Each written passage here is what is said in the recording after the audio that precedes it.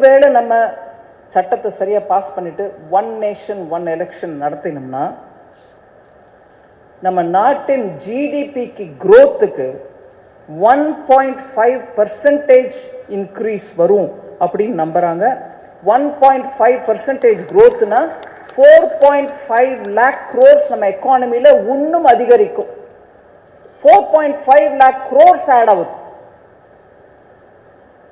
சில பேர் குதர்க்கமா ஆர்கியூ பண்றாங்க, எலெக்ஷன் நடக்கனாக்க நல்லது தானுங்க, பணம் செலவாகுது, அந்த பேனர் போடுறவங்களுக்கு வேலை கிடைக்குது, அதே மாதிரி சின்ன சின்ன பொட்டலம் டிஸ்ட்ரிபியூட் பண்ணுறதுக்கு வரவங்களுக்கு அவங்க பிஸ்னஸ் நல்லா நடக்குது.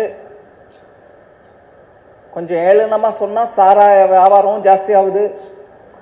அதனால ஏங்க நீங்கள் ஒன் நேஷன் ஒன் எலெக்ஷனுங்கிறீங்க, நடக்கட்டும், பல முறை நடக்கட்டும் அப்படின்னு ஏளனமாக சொல்கிறாங்க.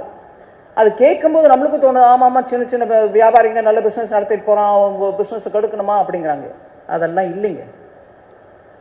ஒன் நேஷன் ஒன் எலெக்ஷன் நடந்து பார்லிமெண்ட்டும் அசம்பிளியும் ஒரே சமயத்தில் எலெக்ஷன் நடந்துச்சுன்னா 12,000 கோடி அப்ராக்சிமேட்டாக சேவிங்ஸ் இருக்கும்.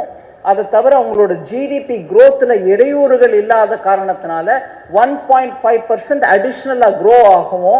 அந்த அடிஷ்னலாக க்ரோ ஆகிறதுக்கு என்ன அமௌண்ட்டுன்னு கேட்டிங்கன்னா 4.5 lakh crores அடிஷ்னலி நம்ம ஜிடிபியில் சேரும். நான் இந்த டாக் ஆரம்பிக்க முன்னாடியே சொன்னேன், எக்கானமியில் நம்ம எத்தனைக்கு எத்தனை பலமாக ஆகிறோமோ அத்தனைக்கு எத்தனை ஒவ்வொரு கம்யூனிட்டி, ஒவ்வொரு ரிலிஜன், ஒவ்வொரு ஆண் பெண்ணுன்னு பேதம் இல்லாமல் எல்லாரும் முன்னேறதுக்கான வாய்ப்பு எக்கானமி பலமாக இருந்தால் தான் கிடைக்கும். அதனால எக்கானமிக்கு பலம் கொடுக்கக்கூடிய விஷயங்களை யோசிக்கும் போது அரசியல் கண்மூடித்தனத்தோடு யோசிக்கக்கூடாதுன்றதுக்கு இதை விட ஒரு பிளாக் அண்ட் ஒயிட் உதாரணம் நம்மளுக்கு கிடைக்கவே கிடைக்காது. பிளே ஸ்டோர் மற்றும் ஆப் ஸ்டோரில் இருந்து பாலிமர் செயலியை QR கோடு மூலம் பதிவிறக்கம் செய்யுங்கள். செய்திகளை உடனுக்குடன் பெறுங்கள்.